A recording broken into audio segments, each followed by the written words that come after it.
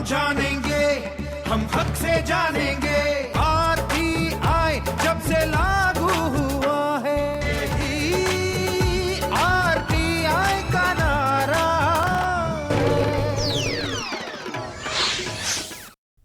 नमस्कार, जानने खग में आप सभी का स्वागत है। मैं हूं संतोष चौधरी। जानने खग यानी देश का इकलौता सा टेलीविजन कार्यक्रम जो है आपके लिए। हम अपने इस कार्यक्रम में सूचना अधिकार कानून से जुड़े मुद्दों पर बात करते हैं, आरटीआई की बात करते हैं। तो अगर आपको आरटीआई लगाने में कहीं कोई दिक्कत आ रही है या फिर सूचना अधिकार कानून से जुड़ी कोई समस्या है तो आप हमें फ़ोन कर सकते हैं। हमारा फ़ोन नंबर है 233-86947। अगर आप दिल्ली के बाहर से फ़ोन कर रहे हैं तो दिल्ली का स्टडी कोड 011 लगाना न भूलें।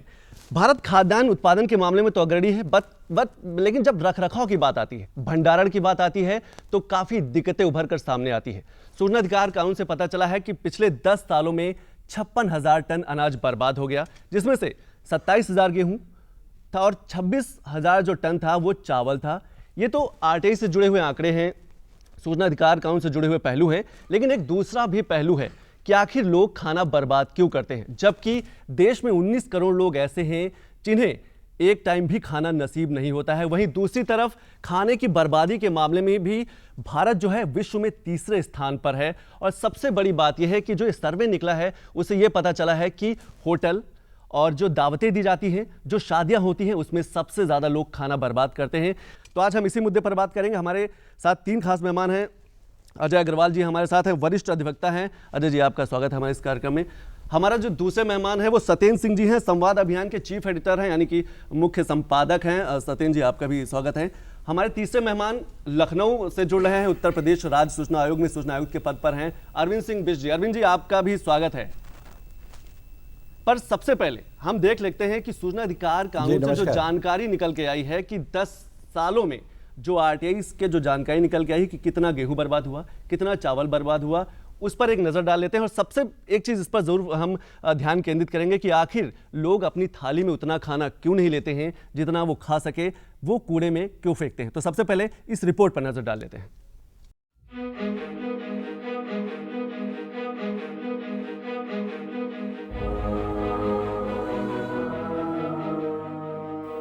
भारत को दुनिया के उन देशों में गिना जाता है जहां आज भी हर साल लाखों लोग भुखमरी का शिकार होते हैं। सूचना अधिकार कानून से पता चला कि पिछले 10 सालों में 56,000 टन अनाज बर्बाद हो गया, जबकि देश में 19 करोड़ लोग प्रतिदिन भूखे सोने के लिए मजबूर हैं। देश में अनाज की कोई किल्लत नहीं, बल्कि इतना अनाज है कि उसे संभालने की जगह ही नहीं और वह गोदामों में पड़ा पड़ा सड़ जाता है। इस साल जून में अनाज का रिकॉर्ड तोड़ स्टॉक इकट्ठा हुआ। भारतीय खाद्य निगम के अनुसार इस साल 7.5 करोड़ टन अनाज जमा किया गया। यह पिछले साल की तुलना में 1 लाख टन ज्यादा है। उत्पादन अधिक है पर रखरखाव बेहद खराब। सूचना अधिकार कानून से पता चला कि रखरखाव का खराब आलम यह है कि बारिश में गेहूं और चावल सड़ता रहता है। भारतीय खाद्य निगम के पास लगभग 73 मिलियन टन की संयुक्त भंडारण क्षमता है। भारतीय खाद्य निगम के 1,841 डिपो उचित भंडारण और खाद्यान्न की गुणवत्ता सुनिश्चित करते हैं। पर सिक्के का एक दूसरा पहलू भी है। भूख किसी भी सभ्य समाज के लिए एक बदनुमा दाग की तरह होती है। दरअसल इसके लिए लोगों की कुछ आदतें ही जिम्मेदार हैं। किसी होटल या रेस्टोरेंट में लंच या डिनर करने जाते हैं तो वहाँ कई तरह के खाने मंगा तो लेते हैं पर पूरा खा नहीं पाते, और जो खाना रेस्टोरेंट की मेज पर छोड़ कर आते हैं वह बर्बाद ही होता है। जरा सोचिए, यह खाना कई लोगों की भूख शांत कर सकता था, लेकिन कूड़ेदान में जाकर बर्बाद हो जाता है। भोजन बर्बादी के मामलों में अगर नजर डालें तो हर साल भारत में उतना गेहूं बर्बाद होता है जितना ऑस्ट्रेलिया की सालाना पैदावार है। इस सालाना कृषि लाभ में 50,000 करोड़ का नुकसान होता है और इससे 30 करोड़ लोगों के भोजन की भरपाई हो सकती है। 2.1 करोड़ टन अनाज हर साल इसलिए सड़ गल जाता है कि उसे सुरक्षित रखने के लिए कोल्ड स्टोरेज और सुव्यवस्थित ढांचा नहीं है। 40% सब्जियां और फल बर्बाद हो जाते हैं। एक वर्ष में भारत का प्रति व्यक्ति 6 से 11 किलो भोजन बर्बाद करता है, जबकि अमेरिका में यह आंकड़ा 95 से 115 किलो है। देश में हर साल 44,000 करोड़ रुपए का खाना बर्बाद हो जाता है। खाना बर्बादी में भारतीय विश्व में तीसरे स्थान पर आते हैं। एक सर्वे से पता चला कि शादियों, होटलों और दावतों में सबसे ज्यादा खाना बर्बाद होता है। जितने लोग उतने व्यंजन, ये दिखावा ही अन्न की बर्बादी का सबसे बड़ा कारण है। अन्न के प्रति सम्मान जरूरी है। हमारी आपकी जागरूकता उन लोगों के लिए पेट भर सकेगी जिनको रोटी का एक टुकड़ा भी नहीं मिल पाता। तो देखा आपने रिपोर्ट देखी कि विश्व के आंकड़ों की बात करें तो 20,000 बच्चे प्रतिदिन उनके मुंह में रोटी का एक टुकड़ा नहीं जाता और भूख उन्हें निगल जाती है। तो ये काफ़ी गंभीर विषय है, काफ़ी चिंता का विषय है। वहीं दूसरी तरफ होटलों में, शादियों में लोग घरों में खाना बर्बाद करते हैं। लोगों के घरों में फ्रिज में खाना रखा रखा सड़ जाता है, पर वो ज़रूरतमंद तक नहीं पहुंचता। सबसे पहला सवाल सत्येंद्र जी आपसे, भंडारण की बड़ी दिक्कत है, क्या कुछ सुधार होना चाहिए? हमने कार्यक्रम में भी देखा कि FCI भारत खाद्य जो निगम है उसकी जिम्मेदारी होती है, लेकिन अनाज सड़ जाता है। हाँ, कहते तो हैं कि ये खाद्य प्रहरी हैं, इनका जो नाम है FCI का, खाद्य प्रहरी हैं, लेकिन नीतिगत स्तर पर देखें तो उनकी स्थिति बहुत ही ख़राब है। और हमारे यहाँ भंडारण को लेके कोई स्पष्ट कोई राष्ट्रीय नीति है नहीं। जितना ये ज़रूरी मसला है उस हिसाब से इस पर कोई व्यवस्थित नीति अभी तक बनी नहीं है। FCI इसका सबसे प्रमुख स्टेक होल्डर है, लेकिन उस पर अभी विस्तार तो नहीं हो रहा है। जहाँ था वहाँ से वो लगभग अब सिकुड़ने की स्थिति में है। इधर हमारे उसके जो मुखिया लोग हैं उनसे चर्चा हुई, तो अभी जो नया खाद्य सुरक्षा कानून जो आया है तो उसमें तो शायद लग रहा है कि अगर उसका ठीक से इम्प्लीमेशन हुआ तो FCI के औचित्य पर ही सवाल खड़ा हो जाएगा। सवाल खड़ा हो जाएगा। अजय जी, आपको क्या लगता है कि लोग घर में भी खाना बर्बाद करते हैं? क्या ये ऐसा तो नहीं कि ये इसमें भी संयम की ज़रूरत है? कहीं ऐसा तो नहीं कि संपन्नता लोगों में आ रही है, लोगों की आर्थिक स्थिति बेहतर हो रही है तो वो खाने के प्रति असंवेदनशील हो गए हैं? एक तो सबसे पहले मैं दावतों के विषय में बताऊंगा। भारत में चूँकि आतिथ्य सत्कार की बहुत परंपरा है, तो मुझे लगता है जैसे कोई खाना खाने बैठता है, वो खाना जब परोसा जाता है तो ज़बरदस्ती एक पूड़ी और ले लीजिए। इसी प्रकार से जो अब आजकल जो बड़े बड़े शादी विवाह समारोह होते हैं, हर प्रकार के व्यंजन वहाँ होते हैं और इतनी बहुतायत में होते हैं कि आदमी का देख के ही मन भर जाता है, और उसमें आधे से ज़्यादा खाना वास्तव में बच जाता है और वो बचा हुआ खाना फिर वो सड़ के जाता है। तो पहली बात तो ये है कि ये सरकार की तरफ से कुछ ना कुछ इसमें पहल करनी होगी कि इस प्रकार की बर्बादी ना हो, और इसके ऊपर कोई मॉनिटरिंग करनी होगी, क्योंकि वो सारा वास्तव में राष्ट्रीय संपदा है। तो सारा जो खाना है वो राष्ट्र की संपत्ति है। पैसा हमारा लग रहा है, लेकिन जो खाना है वो राष्ट्र की संपत्ति है, वो बर्बाद नहीं होना चाहिए। क्योंकि जो आंकड़े हैं उसके हिसाब से 20 करोड़ लोग भारत में कुपोषित है। पूरे विश्व में 80 करोड़ से 20 करोड़ भारत में ही है कुपोषित।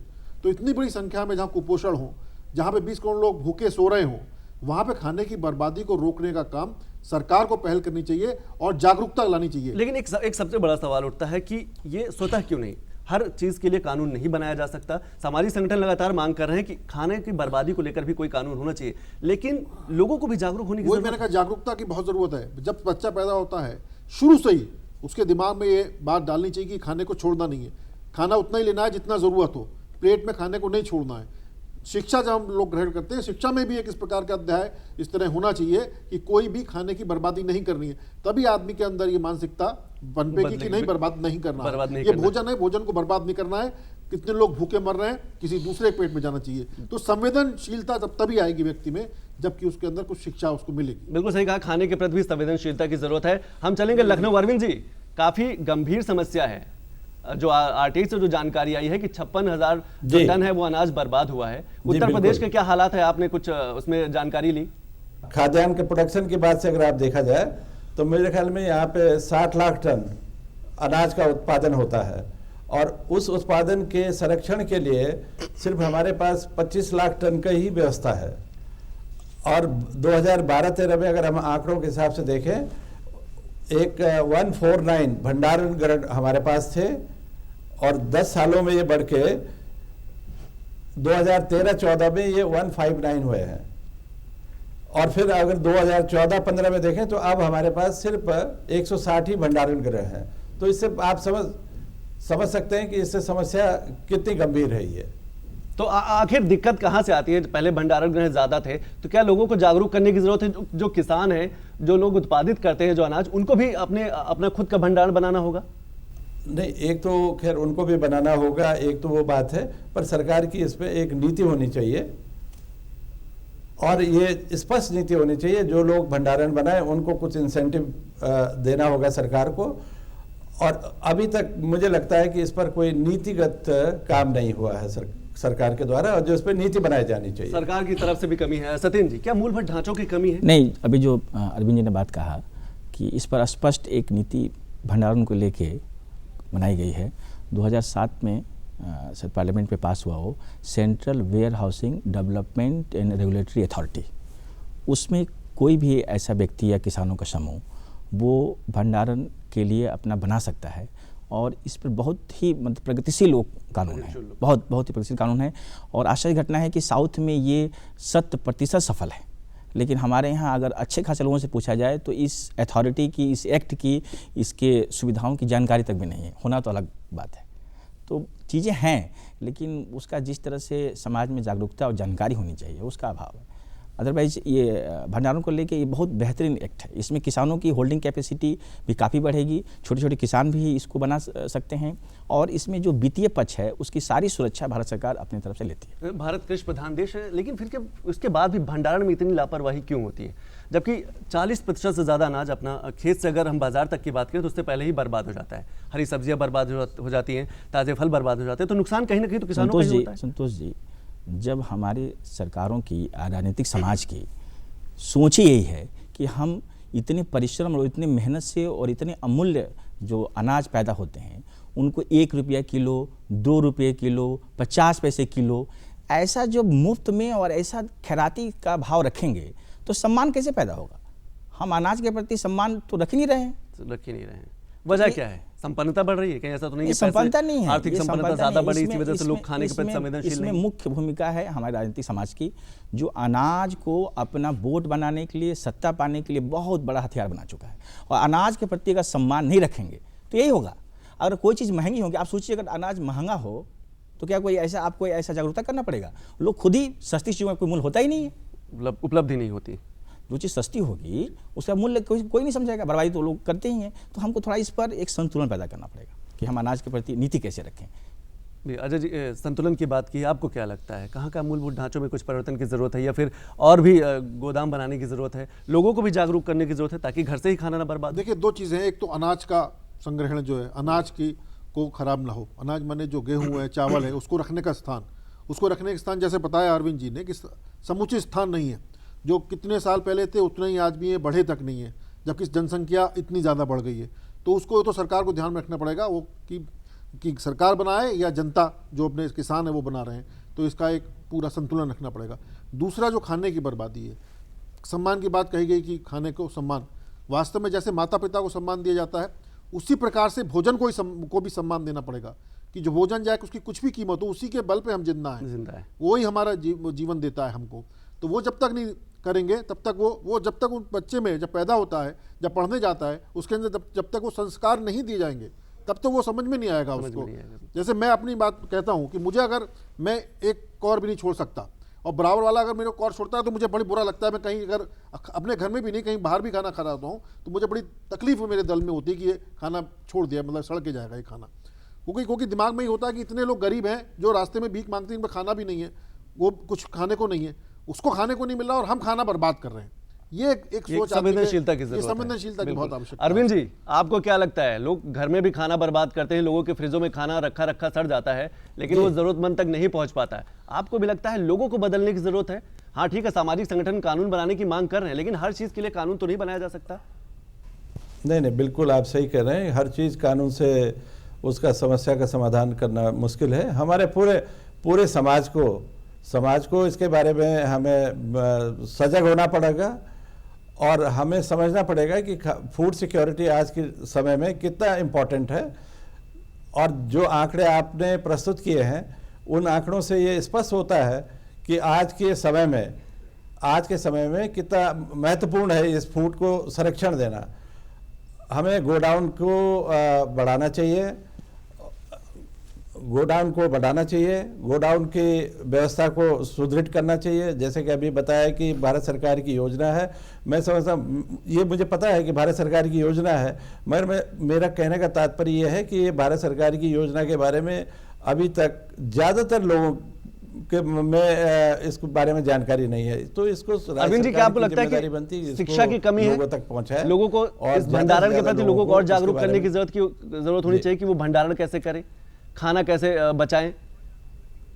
बिल्कुल बिल्कुल इसमें जागरूकता करने की जरूरत है। और मैंने खुद देखा है कई जगह पर रेलवे प्लेटफॉर्म के बगल में आप अनाज जिस तरह से छोड़ते हैं, फिर वो बारिश हो जाती है, वो बर्बाद हो जाता है, तो ये तो सभी हम लोग इससे परिचित हैं। तो ये बड़ा दुख की बात है कि इस देश में जहाँ कई लोग 2 वक्त का खाना ढंग से नहीं मिलता, और हम लोग करोड़ों इस अनाज को बर्बाद होते हुए देखते हैं, जिसके लिए कुछ कारगर कदम उठाए जाने चाहिए। जी बिल्कुल, कारगर कदम उठाने चाहिए। अजय जी, आप कुछ कहना मैं इसमें कहना चाहता हूं कि जो जैसे अनाज की बर्बादी के लोग जो जिम्मेवार हैं, जिस प्रकार से हम देखते हैं वेयर हाउस में बाहर पड़ा रहता है, सड़ जाता है, तो जो लोग वास्तव में जिम्मेवार हैं, क्रिमिनल ऑफेंस बनना चाहिए, पेनल ऑफेंस बनना चाहिए, उनको सजा मिलनी चाहिए, उनको पता होना चाहिए कि ये ऐसी चीज़ है जो जीवन है, जो बहुत से लोगों के लिए जीवन है, जिनको नसीब नहीं है दो टाइम का खाना, और वो सड़ के जा रहा है।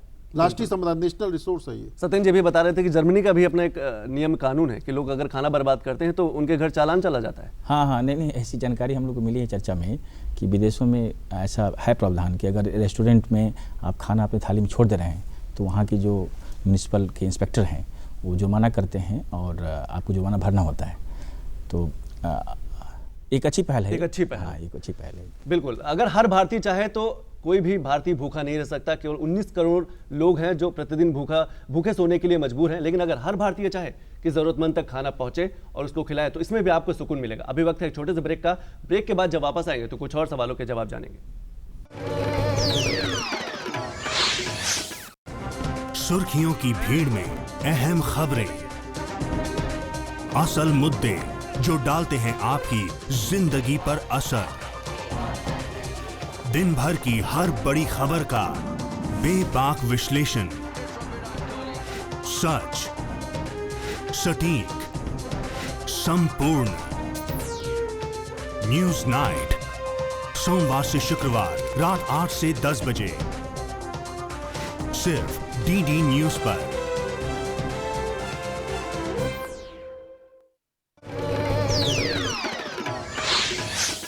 ब्रेक के बाद आप सभी का स्वागत है। वैसे अच्छी बात यह है कि 1990 से अगर हम 2016 तक की बात करें तो लगातार जो भुखमरी की संख्या जो प्रतिशत है उसमें कमी आ रही है, लेकिन फिर भी अभी आंकड़े बहुत हैं। बहुत से लोगों को आपकी मदद की जरूरत है और ये तभी हो पाएगा जब आप जागरूक होंगे। आपके फ्रिज में रखा जो खाना है अगर वो बचा हुआ है तो वो जरूरतमंद तक पहुंचे। और हाँ, लोगों की ये मानसिकता रहती है खाना अगर एक रोटी जूठी हो गई तो वो आपके लिए जूठी हो सकती है, लेकिन किसी के लिए वो जीने की एक वजह बन सकती है। अगर आप घर से बाहर निकले तो जरूर है कि आपके आसपास बहुत से ऐसे लोग मिल जाएंगे जो आपके उस खाने का लोग इंतजार कर रहे हैं। अजय जी, कैसे सुधरेगा मामला? हम एफसीआई की बात कर रहे हैं, भारतीय खाद्य विभाग की बात कर रहे हैं, ठीक है, उसकी अपनी अलग जिम्मेदारी होनी चाहिए, जिम्मेदारी तय होनी चाहिए, लेकिन हमें लोगों की भी जिम्मेदारी तय करनी चाहिए। ये जबकि देखा गया जो 5 स्टार होटल हैं, जो बड़ी बड़ी शादियां होती है, जितने लोग होते हैं उतने व्यंजन बनते हैं, तो क्या कहीं ऐसा तो नहीं कि दिखावे की वजह से हम अपने अनाज, अपने जो अन्न है उसको हम पीछे छोड़ते जा रहे हैं? हाँ, दिखावा तो है ही पूरी तरीके से। उसके अलावा अभी बड़े शहरों में शुरू हुआ है ये कि भाई शादी विवाह में जो बचता है भोजन, उसको एक फ़ोन नंबर, हेल्पलाइन नंबर आया है कि उसको फ़ोन कर दीजिए तो खाना सब ले जाते हैं और गरीबों में बांट देते हैं। ये एक अच्छी पहल है, मगर छोटे शहरों में अधिकांशतः कहीं नहीं पे है, बड़े बड़े शहरों में शुरू हुआ है। तो लेकिन उसके ऊपर कुछ ना कुछ रेगुलेशन कुछ करना पड़ेगा इस प्रकार का कि भोजन, उसके ऊपर कोई ना कोई जैसे इंस्पेक्टर होता है, कोई जाके सब इसको देखे, वॉच करना चाहिए, मॉनिटरिंग करनी पड़ेगी। खाना की बर्बादी नहीं होनी चाहिए। आप मेरे पास अगर पैसा है तो ये नहीं कि मैं पैसा है तो उसको पैसे को मैं खाने को, जो राष्ट्रीय संपदाओं को बर्बाद करने में लगा दूं मैं। जैसे जिस प्रकार से बिजली की बचत के लिए हम लोग इतने बड़े बड़े विज्ञापन आते हैं, ईंधन की खपत के लिए बड़े बड़े विज्ञापन आते हैं, उसी प्रकार से भोजन के बारे में भी अवेयरनेस होनी चाहिए, खाद्यान्न के ऊपर भी अवेयरनेस होनी चाहिए कि जितनी जरूरत है उतना खाइए। फिर ये सब, ये देश में जो मोटापा वगैरह ये भी सब खत्म हो जाएगा, ये भी खत्म होगा। भंडारण की जो व्यवस्था को कैसे सुधारा जा सकता है? आप देखिए, मैं थोड़ा स्पष्ट कर दूं कि हम लोग 2 विषयों में बात कर रहे हैं। अनाज एक चीज़ है और खाना एक दूसरा स्टेज है।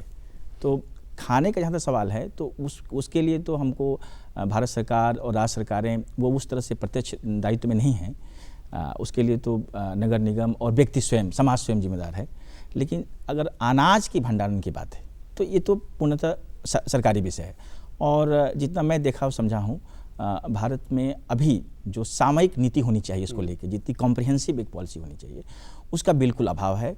और भंडारण एक तरह से समझिए तो वो निजीकरण की दिशा में भी नहीं बढ़ रहा है और सरकारी भी नहीं है, इसमें प्रॉपर इसके लिए अधिनियम भी नहीं है। जो नियम अधिनियम हैं वो बहुत कॉन्ट्राडिक्टरी हैं और वो किसी के हित में नहीं है, न किसानों के हित में है, न महंगाई के हित में है, न वो भ्रष्टाचार के रोकने के हित में है। मतलब इसको बहुत व्यापक स्तर पे व्यापक स्तर में सुधार की जरूरत है। अजय जी, आपको क्या लगता है, भारतीय खाना बर्बाद करने में विश्व में तीसरे स्थान पर है, तो कैसे मामला रुकेगा? क्योंकि अभी भी एक बड़ा लंबा आंकड़ा है, 19 करोड़ लोग को खाना नहीं नसीब होता है। वहीं दूसरी तरफ 5 स्टार होटल की बात करें, हम शादियों की बात करें, अभी आपने एक सर्वे देखा कि एमसीडी के किनारे जितने भी फंक्शन होते हैं, सेमिनार होते हैं, सुबह उसमें सबसे ज्यादा खाना फेंका हुआ मिलता है। सड़ता खाना, सड़ता खाना, जहाँ आसपास कूड़ा घर है वहाँ सड़ान आती है। जहाँ पे रात को शादियाँ होती हैं, अगले दिन आपको देखा होगा दुर्गंध आती है वहाँ पे।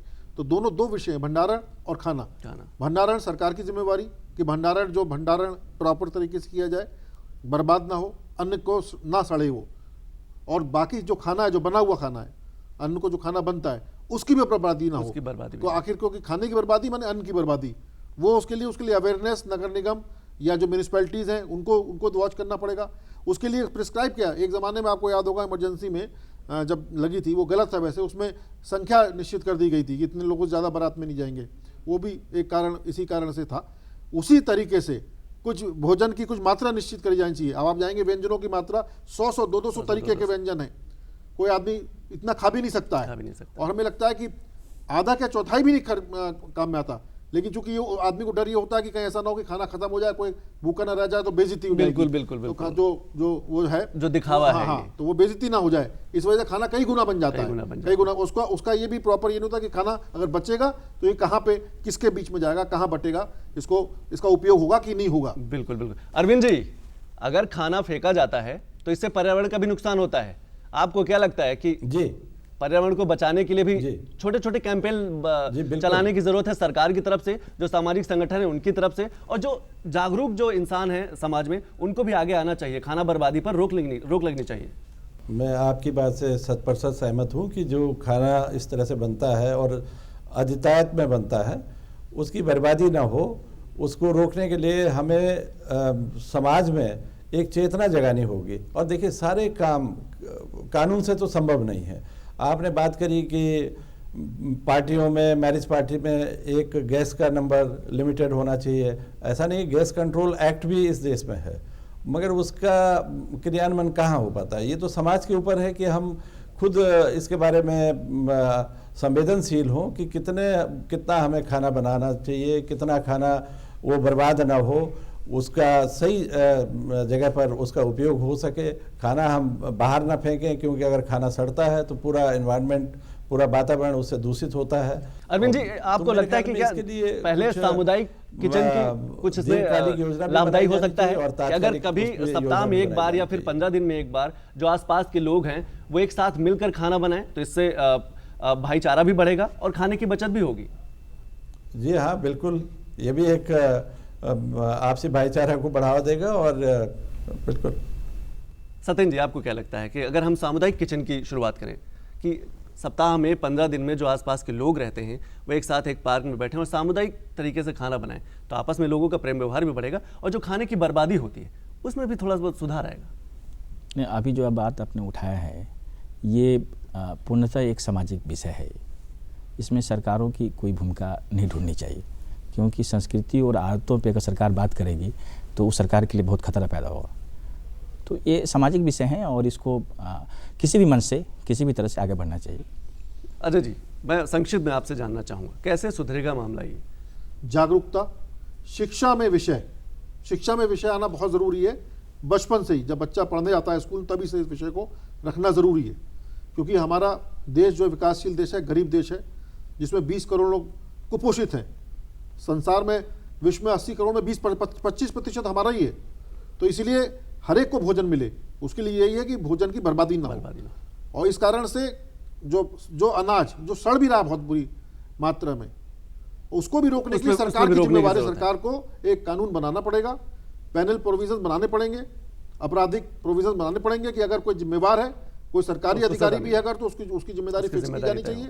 और साथ ही साथ जो भी पार्टीज हो रही हैं, मैरिज पार्टीज हो रही हैं, जो भी समारोह हो रहे हैं, वहाँ पे भी उनको पहले इंश्योर करना पड़ेगा कि खाना जो आपका बचेगा वो कहाँ जा रहा है, ये उसको उनसे लिखित में लिया जाए, या इस प्रकार की कोई व्यवस्था हो कि कितना खाना, उसमें मॉनिटरिंग करनी बहुत जरूरी है। मॉनिटरिंग करनी बहुत जरूरी। सत्येंद्र जी, मैं लास्ट कमेंट आपसे जानना चाहूँगा, कैसे मामला हम इस चीज़ को हम कैसे कंट्रोल में ला पाएंगे ताकि ज़रूरतमंद तक खाना पहुँचे? क्या हम लोगों को जागरूक करें? समाज की अपनी एक जिम्मेदारी होती है, सरकार की अपनी सहभागिता होती है, जिम्मेदारी होती है, कैसे सुधरेगा? संतोष जी, आपने जो इसमें विषय रखा, मैंने पहले ही बताया कि इसमें एक अनाज है और एक खाना है।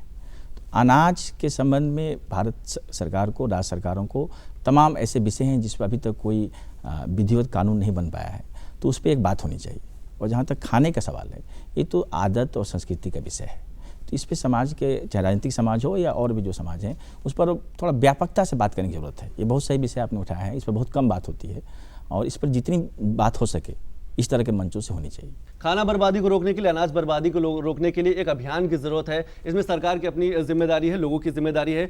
ये तभी हो पाएगा जब हम और आप मिलकर इस विषय पर चर्चा करेंगे और सोचेंगे कि आखिर हम खाना क्यों बर्बाद करते हैं, और हम अपनी कोशिश करें कि अपनी थाली में हम उतना ही खाना लें जितना हम खा सके। क्योंकि आप जो खाना बर्बाद करते हैं, देश में 19 करोड़ से ज़्यादा लोगों को खाना नसीब नहीं होता। आप ये भी कोशिश करें कि आप बाहर निकलें, ज़रूरतमंद तक खाना पहुंचाएं, क्योंकि आपके लिए खाना जो बेकार है, जो बर्बाद है, वो दूसरे के लिए एक जीवनदायिनी का काम करेगा। तो आज हमने अनाज बर्बादी और खाने की बर्बादी पर चर्चा की, और ये तभी संभव हो पाएगा जब आप जागरूक होंगे और कोशिश करिए कि आप अपनी थाली में सिर्फ उतना ही खाना लीजिए जितना आप खा सके। आप कूड़े में मत फेंकिए, क्योंकि देश में 19 करोड़ से ज़्यादा लोग बिना खाए सोते हैं। वो आपके उस खाने के इंतजार कर रहे हैं जो आपके फ्रिज में रखा सड़ रहा है। आप बाहर निकलिए, बाहर निकलेंगे तो ज़रूरतमंद लोग आपको ज़रूर मिलेंगे। तो आप तीनों मेहमानों ने हमारे कार्यक्रम में शिरकत की, इसके लिए शुक्रिया। तो आपको हमारा कार्यक्रम कैसा लगा हमें ज़रूर लिखेगा। हमारा पता है जानने का हक, कमरा नंबर 226, कॉपर्निक स्मार्ट, मंडी हाउस, नई दिल्ली 110001। आप हमें फ़ोन भी कर सकते हैं। हमारा फ़ोन नंबर है 233-86947। अगर आप दिल्ली के बाहर से फ़ोन करें तो दिल्ली के स्टडी कोड 011 लगाना न भूलें। आज के लिए बस इतना ही। नमस्कार।